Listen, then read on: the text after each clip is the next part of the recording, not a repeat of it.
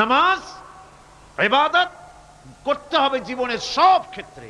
নামাজের ভিতরে বললাম ইয়াকা নাবুদু, দোকানদার। এ লোকটা কি? দোকানদার। ঘি ঘি বিক্রি করবে, ঘি আনছে দোকানে, নামাজ পড়তে দাঁড়িয়েছে।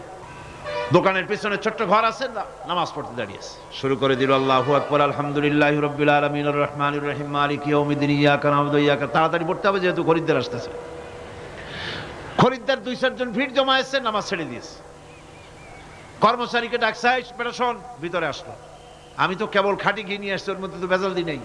তাড়াতাড়ি করে ওর মধ্যে যা দিয়ে ভেজাল দিতে হয় ভেজাল টাল দিয়ে ঠিক মতো দিয়া তারপরে বিক্রি করবি। 100 টাকা কিনছিস, 250 টাকা করে বিক্রি করবি। আল্লাহু আকবার, আর রহমানির রহিম, মালিকি ইয়াউমিদ্দিন, ইয়াকা নাবুদু ওয়া ইয়াকা। এটা নামাজ হইল? কর। এই নামাজের আল্লাহর কোনো দরকার আছে? কোনো দরকার নাই। ইবাদত তো হবে নামাজ যার হুকুমে, ব্যবসা তার হুকুমে।